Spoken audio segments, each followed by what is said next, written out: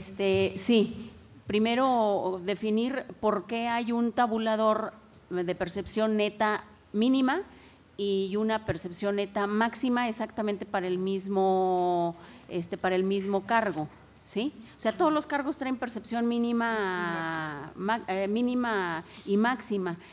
¿Qué quiere decir? Que se pueden andar entre un lado y el otro, pero ¿bajo qué condiciones se establece el andar en lo mínimo y en lo máximo? Y la segunda es establecer perfectamente los derechos de los trabajadores actuales, porque este manual viene a regular la relación de las personas que van a ingresar o que están ingresando al organismo y los que ya están. O sea, simple y sencillamente que se deje establecido los derechos que se quedan a salvo de los trabajadores que ya están en activo y con su antigüedad respectiva.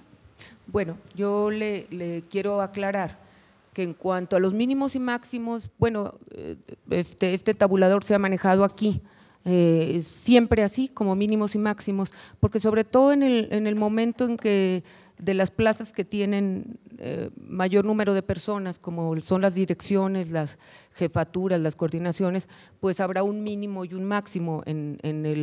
Unos ocupan un sueldo y otros de acuerdo a la antigüedad, ¿no? Ahora con el servicio profesional electoral será necesario que regirá no solo al personal de la rama del servicio, sino también al de la rama administrativa. Tendrán que hacerse evaluaciones y los incrementos que se den del mínimo al máximo, pues tendrán que llevar una evaluación o una justificación adecuada, ¿no? Tenemos, por decirles, directores que tienen muchísimos años aquí, pues obviamente están en el máximo, y las personas que entran, pues procuramos que no entren en eso. Entonces hay un cierto margen de espacio para la condición de cada una de los funcionarios. Eso es lo que te da un mínimo y un máximo, ¿no? La otra pregunta que hacía usted sobre los derechos anteriores. El manual de remuneración contempla precisamente eso. Intentamos que dejen a salvo todos sus derechos anteriores, o sea, no tienen de ninguna manera buscamos que les quitaran algún derecho anterior, al contrario, tratamos de sintetizar, de incluir aquí todos los derechos que tenían, y por eso se incluye un transitorio donde se dice, y además por recomendación de la ACE, que el personal que ingrese a partir de 2016 tendrá otras condiciones. Este es uno de los objetivos de este manual, ¿no? Poder ya plasmar en blanco y negro y con la autorización debida todas las prestaciones que tienen los funcionarios y empleados de aquí, de este organismo. En cuanto al despido injustificado, bueno, yo creo que esa parte sería la que sí tendríamos que incorporar, y por eso yo pedía que eso sí no lo plasmamos aquí, porque está fijo en la ley de los servidores al servicio del Estado. De hecho, nosotros no tenemos ahí ya qué condiciones sí debemos pagar o qué condiciones, qué sí podemos pagar y qué no podemos pagar con un despido justificado o con un despido injustificado. Sin embargo, yo creo que sí valdría muchísimo la pena incorporarlo en el cuerpo del manual, estos casos. Y por eso yo solicitaría que se incorporaran. Espero que haya satisfecho en uso de la voz el representante del Partido Conciencia Popular. Bueno, buenas tardes a todos. Me parece que en cuanto a lo que comenta la compañera de Acción Nacional, tiene varios elementos de fondo que creo que hay que poner en la mesa.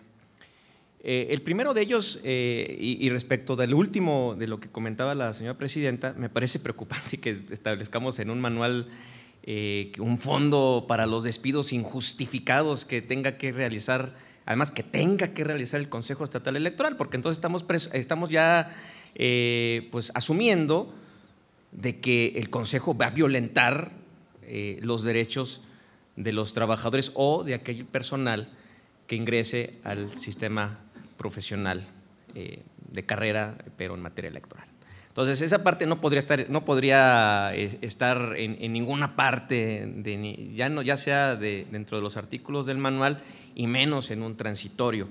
En todo caso, como sí sucede, las instituciones de gobierno, de las cuales un organismo constitucional autónomo no está excluido, deben contar con fondos de contingencias, ¿no? Un presupuesto lo suficientemente amplio para el caso en que un trabajador, por circunstancias justificadas o injustificadas, y una vez que sea sometido ante un tribunal laboral y una vez que el consejo pudiera llegar a ser condenado por alguna actividad, bueno, pues tendría que pagarle, pero no de manera anticipada. O sea, primero la causa y luego el efecto. Entonces, esa parte me parece que yo les recomendaría no la pongan ahí porque es totalmente ya anticipando una violación de un derecho. En cuanto al tema de los derechos de los trabajadores previo al sistema profesional de carrera, ustedes lo saben mejor que yo, los trabajadores que deseen mantener su estatus burocrático o a la luz de las normas del Estado, pues ellos pueden optar por quedarse ahí o incluirse en el sistema profesional de carrera. El consejero dice que no, yo creo que sí. Porque es un derecho, al final de cuentas es un derecho. Ahora, si la norma lo dice, es una norma como se establece todos los actos jurídicos contra las normas prohibitivas son nulos de pleno derecho. En todo caso, es una cuestión de interpretación. Me parece que al final del día, quienes deseen entrar al sistema, bueno, se someterán al mismo, lo que implica que estarán sujetos a nuevas reglas. Ahora, ya las maneras en cómo estarán sometidos a esas reglas, me parece que ahí es donde el Consejo deberá ser muy fino, porque bien podrían terminar su relación de trabajo como la tenían e iniciar una nueva, o continuar con la relación que tenían, pero con reglas que establecerán ya los manuales y la propia ley. Luego entonces, yo me parece que igualmente establecer en un transitorio, te voy a respetar tus derechos de trabajadores que no forman parte de este sistema, pues en eso creo que no cabría, desde mi perspectiva, no cabría. Y por último, no recuerdo, era el otro tema del tema de los tabuladores, los máximos y los mínimos. Hay que recordar, hay un principio de derecho laboral que dice que trabajo igual, salario igual. Nada más que en el tema del sistema profesional de carrera, aun y cuando pareciera que hay puestos iguales y que tendrían que ganar exactamente lo mismo, el mínimo y el máximo atiende a la característica del perfil, la experiencia, los conocimientos y la formación de quien está en un puesto determinado. Luego entonces, pues sería incongruente, ilógico, irracional, antijurídico, que una sola persona, que las mismas personas, una con capacidad superior y una inferior, ganaran exactamente lo mismo. Por eso lo que se premia es el mérito. Luego entonces, esa es la razón, no sé si en el documento, la verdad no tuve tiempo de leerlo, no sé si el documento sí lo expresa. Es decir, que atendiendo a las circunstancias particulares, el perfil, los elementos, bla, bla, bla, bla, bla, un trabajador con un mismo puesto puede tener asignado el mínimo y el máximo sin que eso signifique una violación al salario. Eso me parece importante porque el servicio sí lo establece, es decir, el mérito por el perfil y por la experiencia y no solamente por el puesto. Y también hay que establecerlo que bajo este sistema no solamente es la antigüedad la que se debe tomar en consideración. Por si fuera por antigüedad, pues el que tiene más años ganará más y entonces el que tiene menos, aunque sea sobrecualificado, ganará menos.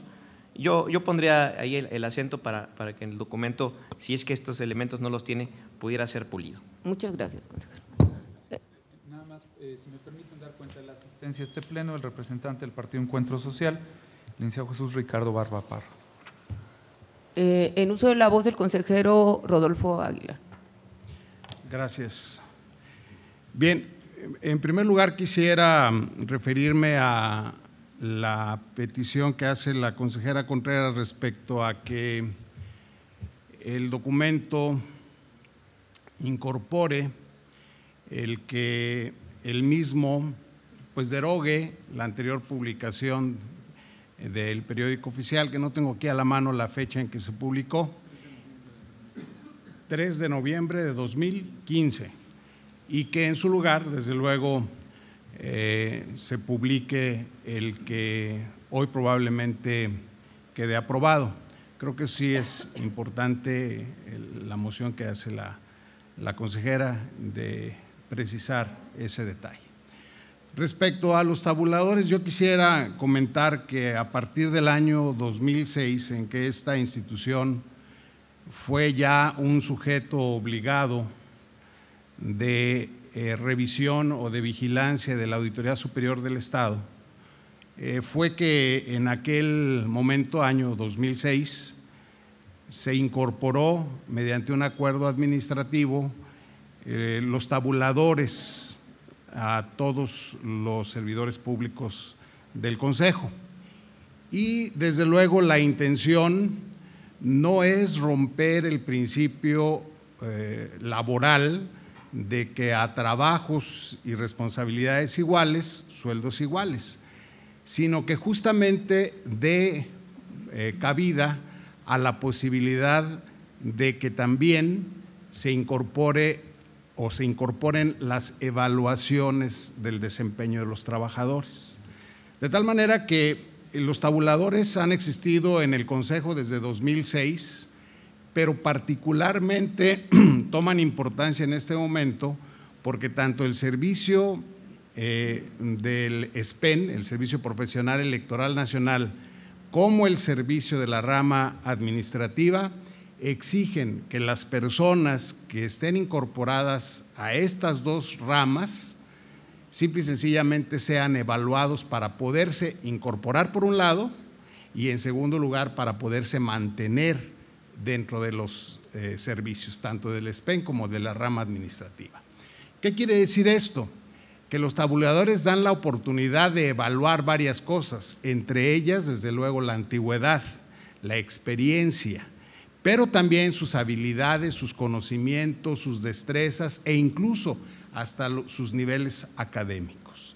De tal manera que si no hubiera un tabulador que diera rangos, desde luego no se premiaría el mérito de quien más esfuerzo hace, aunque ocupe posiciones de rangos en la estructura orgánica similares. Esta fue, insisto, una observación que desde 2006 se señaló que debía tener el Consejo Estatal Electoral en aquel entonces, como lo tienen la mayor parte de las instituciones, tanto de todos los órganos, de todos los niveles de gobierno.